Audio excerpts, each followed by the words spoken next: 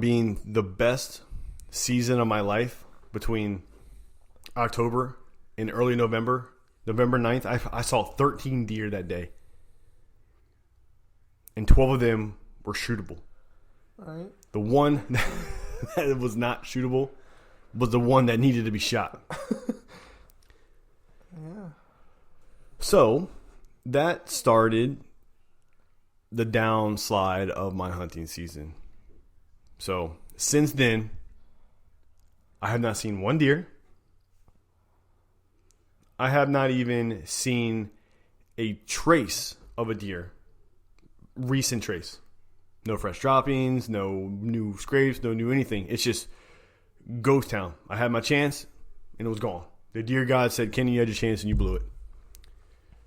And then you decided to send me a picture of getting my nuts kicked and said, this is the deer season. I'm like, yes. You know what? Yes, it has been. That's funny. So that's it. So enough of my gibberish. Last time we talked, you were going away on your first ever week-long hunting trip, Yeah, a.k.a. your rutcation. Yeah, dude. It was wild. It was fun. Ended up killing one on that pretty nice one on there. Killed a nice buck. Killed And you a got pretty it nice buck. with a muzzleloader? Or Yeah, did you get it? So no. you got it during muzzleloader. So you were there during the transition from muzzleloader to gun. Yeah, the last day was the opening day at gun. Okay. That's crazy. Well, how did it go down? How did that buck go down? Actually, I didn't even shoot my deer on my vacation. It was on a Saturday. So you wasted the whole week? No, it wasn't wasted. Oh, man. So you shot on a Saturday. Yeah, dude. It was Well, actually good. pretty wild. Break it down. So I hunted a stand that I hadn't hunted all season. It's in the middle of a clear cut that's grown up. It's super, super thick. I decided to go in there and didn't see a single, trace of a deer. No rubs, no nothing. I was like, man, I'm getting out of here. It was probably like 9 o'clock when I got out. And so I got my truck, drove around to the front side of the property. Decided I was going to drive around the fields just to see, maybe try to pick a spot for the afternoon. And I come around a bend, and there's this buck standing in the field. And he runs back in the woods. And I'm like, man, that was a pretty nice buck. I was like, that's kind of odd. He's out there. He's not out there feeding. He must be going from one piece of woods to the other. Right. I'm like, shit, so I don't go too much further, and I turn around and come back the way I came. Well, there's some woods that separate, a big field from a little field. And I go back past the little field, and I see two does sitting in the field. Like, coming from the same way that I saw him, And Yeah. I quickly put two to two together. I was like, that buck's chasing them. He's just a little bit far behind, Right. So, I parked the truck down in a little drainage or whatever, and I grab my gun, start walking down through the woods on the edge of this field. There's a little trail through there, and I'm going quiet, real quiet. I'm just thinking to myself, where were the does at when I saw them to get where they were, And while I'm thinking, that's going to be where he's going to be going. right. And I'm trying to check the wind, make sure the wind's right. And the wind's hitting me sort of in the face, but sort of back in the field a little bit. Right. So I was like, I don't want to go too far because if he comes out, he might smell me, Right. know? Yes. And as soon as I'm thinking that, and I was like, I could probably get by that tree so I could see down the bottom a little bit. And as soon as I heard like a couple rustles, but it was like faint. And I look over to my left in the field, and there he is, dude. Standing on the edge of the field, like nose on the ground, like zigzagging, finding her trail. Yep. Keep staying on her trail. Yep. And I was like, oh my gosh, dude, And he was coming dead at me. And he got probably about like 40 yards and finally cut in a little bit, and I just took a 1/4 me shot, but I hit his shoulder, so. Blew it out, yeah. And he didn't end up going too far. It was a nice 7-pointer. It's not nothing that's going to go on the wall, but I'm going to get it European mounted. Yeah, get a Euro. Call it a day. I got a Euro. Nice deer. A Euro bucket if you need one. It's got the heater in it and all that stuff. Yeah. But I'm not going to use it. I'm not going to shoot anything. Yeah, it was So, cool, dude. Connor got his. Tell me about Chris. You took him out. Yeah, Chris hunted hard as crap too, man. Grinding. Like, talk to him. He saw a lot of deer. And we have a huge coyote problem down at the farm right now. And I think it's kind of messed with the deer a little bit. Because on the back side of our property, we're not seeing all that many deer. But on the front side of the property, there's a lot of deer all over the place. Right. And so I tell Chris, I'm like, maybe we should, try the front side and you should sit in the field. We haven't really hunted the fields all that much this whole year. Mm-hmm. And, he thought it was a good idea too. So the first night we set up and we parked the truck on the edge of the field, sort of down at the end of the field. We start walking up towards where we're wanting to hunt. And I told Chris, I was like, you should hunt on the ground or something right here. Maybe something come out a little bit closer than we think than from the stand. That the stand was probably like another 75, 80 yards. So it could possibly make a difference on if you're going to shoot a deer or not, Yeah, absolutely. And he liked the idea, and, I was like, dude, you can hunt wherever you want. You can go to the stand or you could go, sit right here. I've shot plenty of deer, seen plenty of deer. They come out right here. Yep. He's like, all right, well. So the first night he sits there and he sees a crap ton of deer. Across the way, probably 400 yards in another field that we're allowed to hunt. Sure. And he was like, man, there was bucks chasing does and stuff. And then a spike came out near us, in between me and him. And started walking down towards him, and he decided to pass on him. And a couple more does came out, and a buck came out across him, but it was a little bit too dark to shoot. I could see him because I was in a tree stand. I had binoculars and stuff. Right. The binoculars help a lot, dude. Yes. Especially in low light situations and stuff. Yes. Optics are a great thing to have. Yeah. So anyway, we hunt the next morning and not a whole lot of luck. And I tell Chris, I'm like, let's go back out, dude.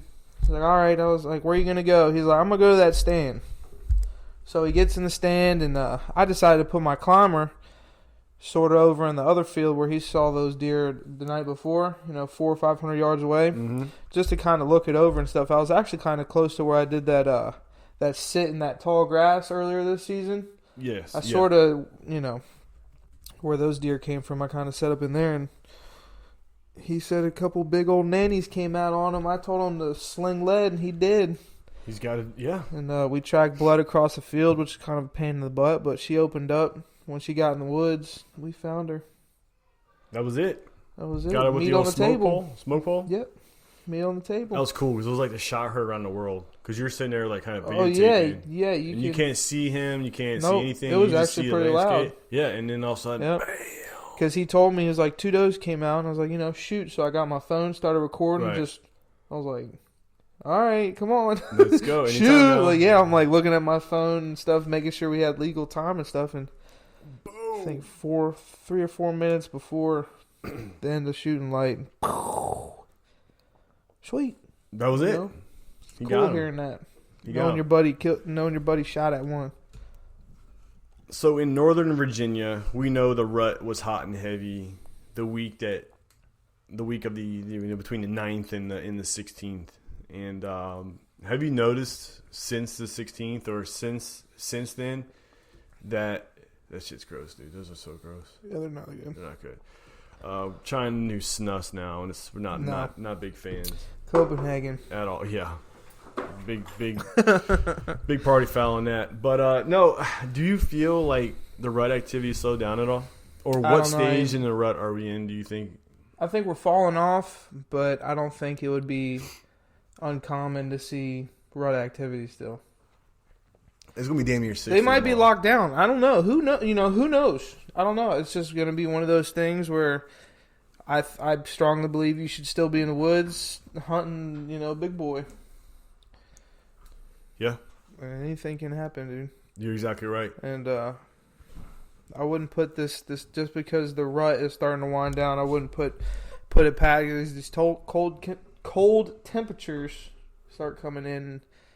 I think it'll still be pretty good. It's funny because the night of the 8th into the 9th, it was like 16 degrees It was during pretty dang sunrise. cold. It was pretty dang cold. And you can see, especially like as soon as the sun started coming up, that the movement just picked up. I mean, Yep. it was like a switch. Yep, that's how it works, dude. That's what I've been telling you the whole time. It's Wait amazing. for the cold to come in. It's amazing. And that buck came in the cold. He came in there for the rut. So what He could have been that deer could have been freaking 3 miles away, dude. All like, leading up to this all summer, and the rut brought him over. Yeah. It's ironic. Who's to say that the night he got killed, a bigger buck didn't walk in with him? Or the big buck that I didn't get to shoot. That's the one I'm more worried about. Well, he's still there. Ain't nobody killed him.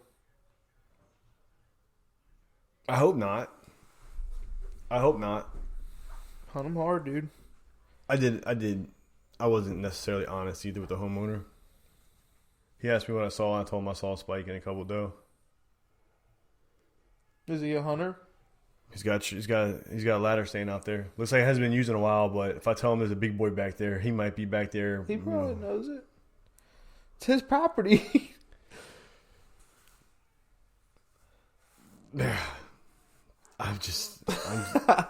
I'm lost. You're distraught. I feel like I'm lost. I mean, like, Dude, you're not lost. no, I'm not lost. It's but a good thing you saw him, dude. You should be happy.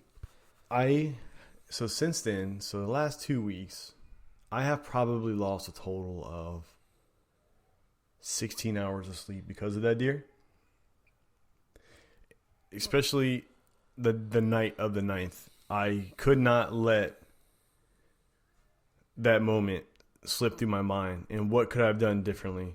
And I'm trying to think to myself, what could I have done differently to put myself in a better position? And of course, it's going to go back to always make sure you clear your lanes.